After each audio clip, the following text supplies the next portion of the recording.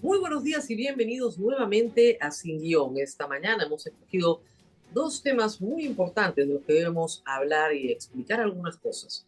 El caso Sodalicio, que tenía un desarrollo muy importante el día de ayer, y también, por supuesto, de la ley que permite que militares que han violado derechos humanos salgan a gozar de total impunidad. De eso vamos a hablar hoy.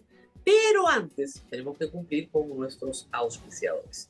Prestamipe.com, donde encuentras soluciones de financiamiento para personas y empresas. Solicita un préstamo con garantía hipotecaria desde 20.000 soles o haz factoring y obtén liquidez en cuestión de horas ingresando a prestamipe.com.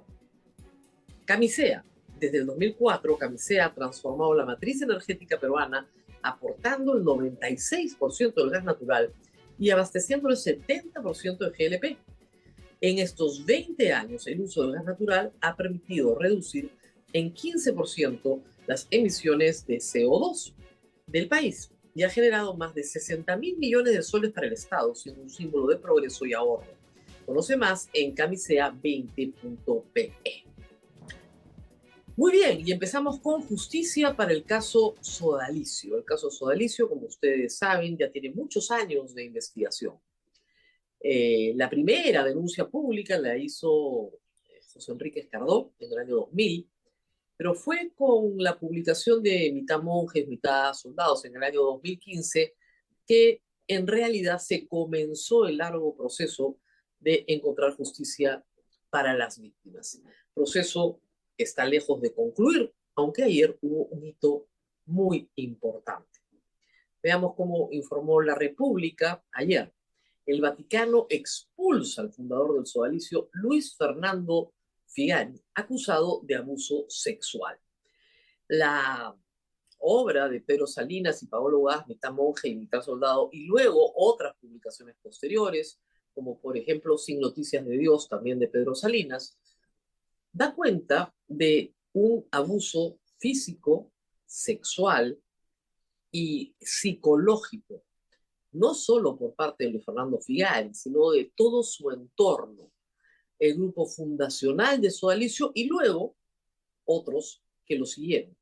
Es decir, que la institución misma, hasta poco tiempo después de que se publicara el libro, continuaba, o continúa, eso es lo que está en discusión, perpetrando una serie de abusos contra víctimas que no han sido reconocidas completamente como tales.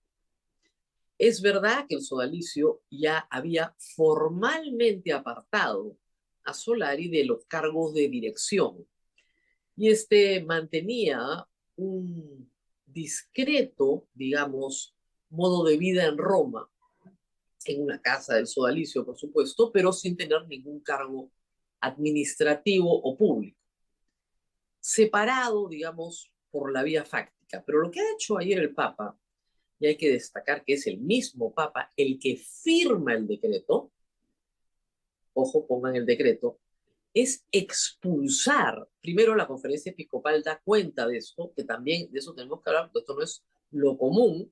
La conferencia episcopal peruana hace de conocimiento público el decreto emitido por el Dicasterio para la Vida Consagrada y las Sociedades de Vida Apostólica de la Santa Sede, con el cual informa, a norma del canon 746 del Código de Derecho Canónico, la expulsión del señor Luis Fernando Figueres Rodrigo de la Sociedad de Vida Apostólica Sodalicio de Vida Cristiana.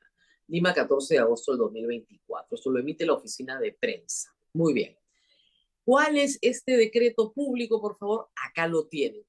Si se fijan abajito, bajito, de puño y letra, dice Francisco.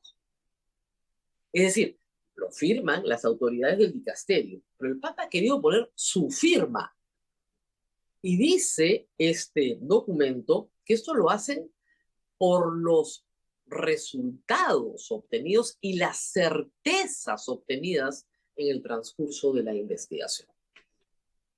O sea, no hay discusión para el Papa, para las más altas autoridades de la Iglesia Católica en el Vaticano. No hay la más mínima duda de que los testimonios de las víctimas son ciertos, que estas personas han padecido violencia sexual, violencia física psicológica y que esos hechos merecen por parte de la Iglesia un castigo, un severo castigo.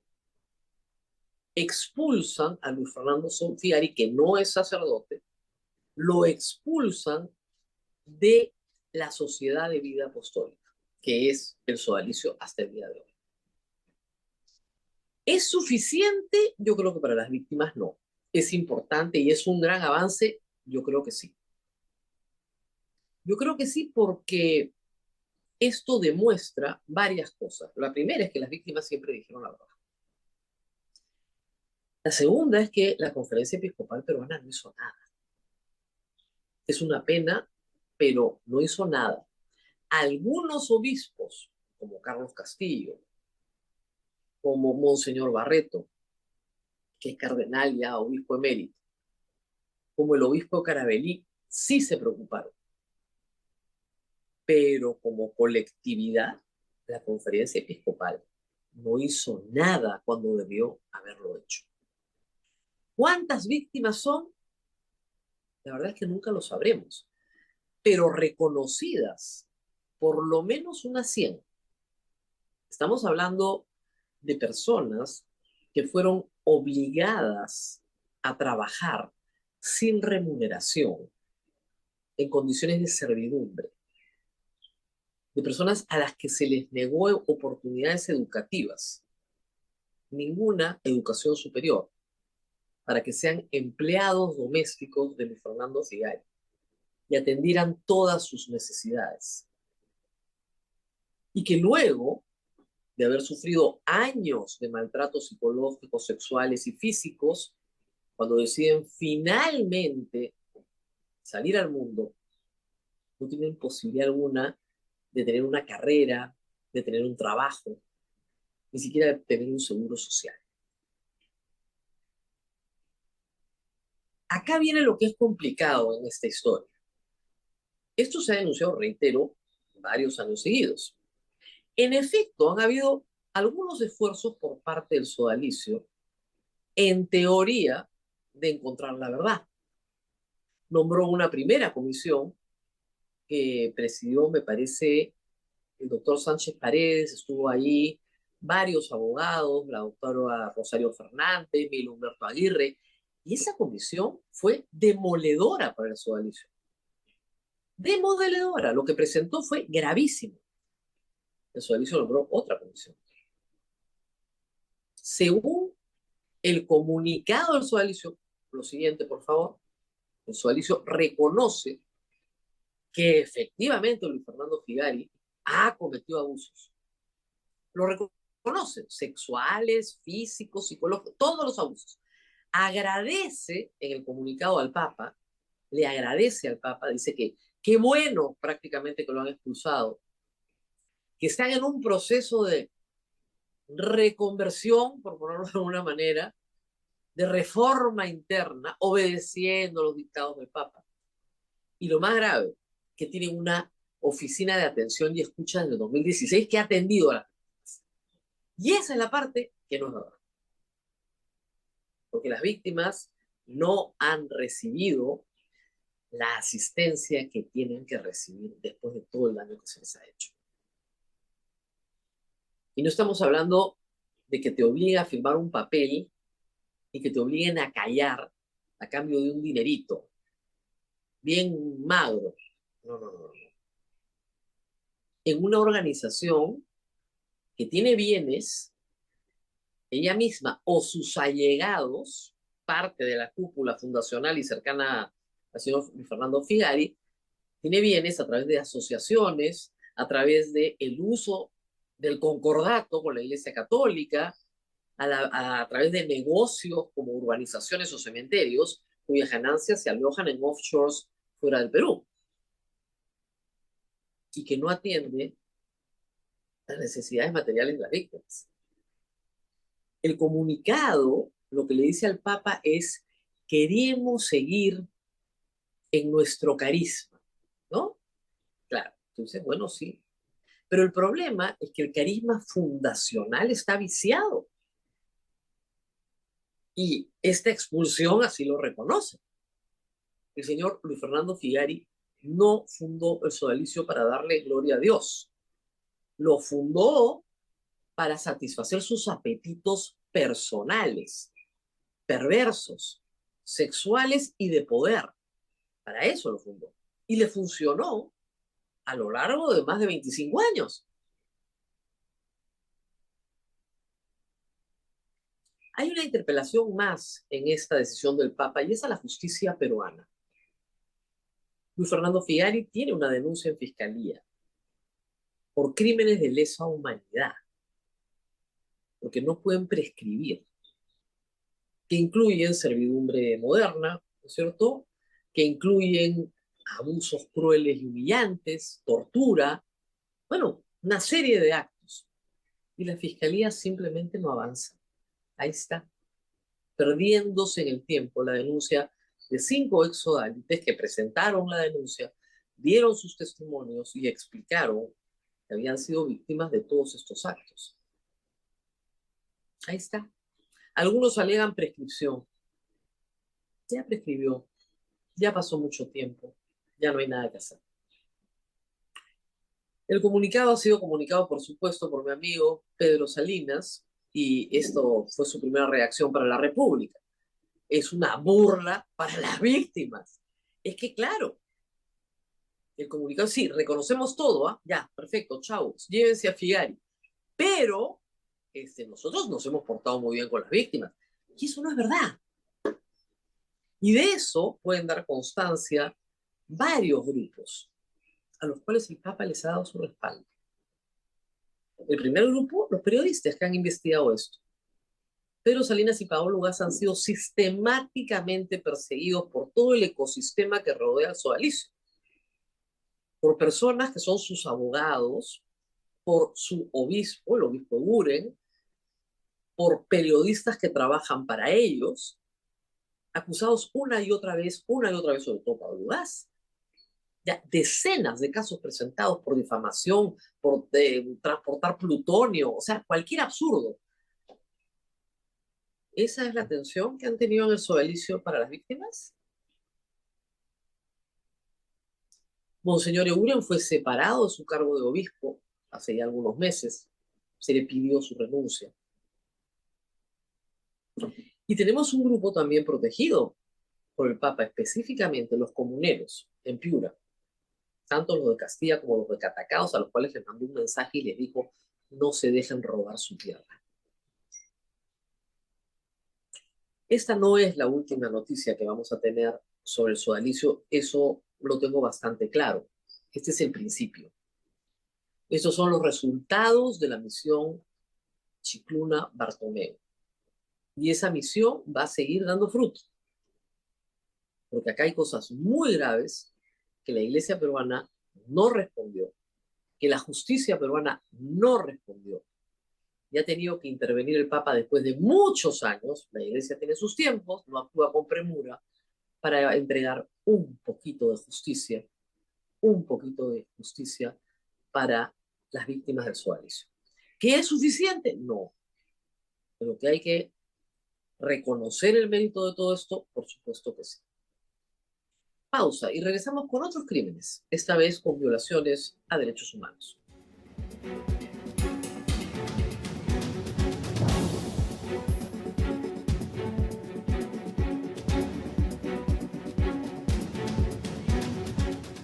Muy bien, y como ustedes saben, la ley de impunidad promulgada, aprobada por el Congreso, está en vigencia, pero hemos tenido ayer una noticia que ya, digamos, es alentadora. Se conoció el texto, por favor, de la resolución que condena nuevamente a Daniel Urresti, ratifica la condena que tenía. La Corte Suprema dice en esa resolución que las graves violaciones a los derechos humanos son imprescriptibles, lo dice claramente. Ahora, hay que señalar varias cosas. Hay algunos han dicho con mucho entusiasmo que ya está dicho y se acabó el problema con la ley. No tan rápido.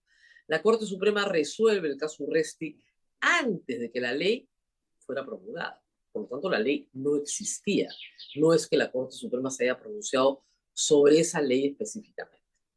Lo que ha dicho la Corte Suprema es un principio universal del derecho hace décadas. Después de la Segunda Guerra Mundial, yo se los he explicado, se advierte que hay crímenes que si bien no estaban previstos en la legislación, son repugnantes a la humanidad. Son absolutamente lesivos a nuestro sentido de la humanidad. Una cosa es asesinar y otra cosa es organizar un grupo militar para organizar, ¿no es cierto?, una matanza. Son dos cosas completamente distintas y el derecho las distingue. Y el derecho las distingue. Y distingue que esas graves violaciones de los derechos humanos, usted le puede poner el título que quiera, lesa humanidad, no importa la etiqueta. Si el juez considera que esta es una grave violación a los derechos humanos, entonces no prescribe. Y eso es lo que ha dicho la Corte Suprema respecto a Urresti. Porque Urresti había pedido ya varias veces la excepción de prescripción. Y dijeron, no señor, que una patrulla del ejército planifique el asesinato de un periodista, lo aniquile y luego lo vuele con dinamita, esa es una grave violación de los derechos humanos y eso no prescribe. Eso es lo que han dicho ayer. ¿Que es un precedente importante? Sí, es un precedente importante. Pero la cosa se complica más. Vean lo siguiente, por favor. En lo siguiente tenemos que explicar que el gobierno de Dina Boluarte, ayer a través de su ministro de Justicia, ha dicho que ellos no tienen nada que ver con la ley, porque ellos no la han promulgado, ellos la devolvieron al Congreso y que el Congreso la ha promulgado. Claro, pero tampoco la observaron, pues. Ya sabemos que están pintados en la pared y que no sirven para nada, pero ayer, digamos, se jactó de no servir para nada. ¿No es cierto? Y claro que le corresponde a los jueces y a fiscales aplicarla, por supuesto. Esperemos que no la apliquen por control difuso. Pero ya continúa el desfile militar. Ayer, por favor, otro más. Acá tenemos a otro candidato más a la impunidad. El general Pérez Document pide acogerse a la prescripción de lesa humanidad. Por supuesto, el señor Pérez Document ya está condenado por el asesinato de un maestro y está siendo procesado por haber sido el jefe, digamos, del Grupo Colina. Ya los Colina también pidieron nuevamente su prescripción. Todos están haciendo cola. Vamos a ir dando cuenta para que ustedes lo conozcan y además recordemos los crímenes que han cometido. Hay una advertencia que ya está circulando y fuerte. ¿Qué están diciendo los promotores de esta norma? Fernando Rospigliosi ayer ha dicho algo que es falso. Ha dicho que los jueces no pueden interpretar la ley. Dios mío. Claro, iba a ser el presidente de la Comisión de Constitución, ¿eh? Y de Constitución no sabe nada. Ha dicho que los jueces no pueden interpretar. Tienen que acatarla como está. Y si tienen algún problema, bueno, que vayan al Tribunal Constitucional. Claro, donde ya sabemos que está comprado. Para los intereses del señor Fernando Rospigliosi, obviamente. ¿Cuál es el problema de ir al Tribunal Constitucional, como ha dicho el Ministerio Público? Que lo que quieren todos estos es que vayan al Tribunal Constitucional. Porque una vez que el Tribunal Constitucional saca una resolución, esa resolución es jurisprudencia obligatoria para todo el sistema de justicia. Entonces tienes que interpretarla como quiere el Tribunal Constitucional. Es decir, que sí, los delitos de lesa humanidad prescriben. Ya está, listo, bingo.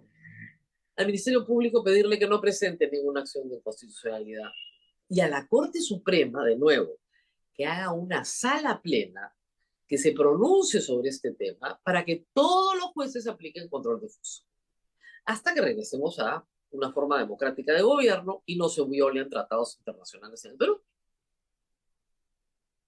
Ojo, hay que decir, si estos casos llegan a la Corte Interamericana, por supuesto que la Corte Interamericana va a decir que esta es una amnistía apenas encubierta, que fue la frase que en el 2010 utilizó Mario Vargas Llosa cuando durante el gobierno de Alan García se quiso hacer algo exactamente igual.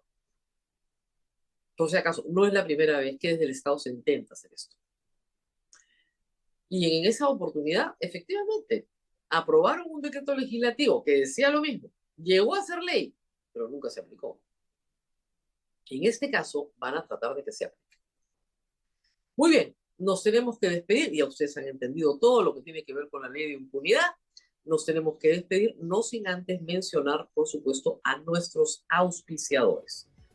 Vamos a ver, acá tenemos a prestamipe.com, donde encuentra soluciones de financiamiento para personas y empresas.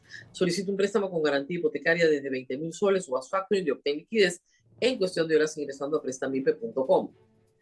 Desde el 2004, Camisea ha transformado la matriz energética peruana aportando el 96% de gas natural y abasteciendo el 70% del GLP. En estos 20 años, el uso del gas natural ha permitido reducir en 15% las emisiones de CO2 del país y ha generado más de 60.000 millones de soles para el Estado, siendo un símbolo de progreso y ahorro. Conoce más en camisea20.pe. Nos tenemos que despedir, no se olviden de compartir este programa. Nos vemos nuevamente el día de mañana. Hasta pronto.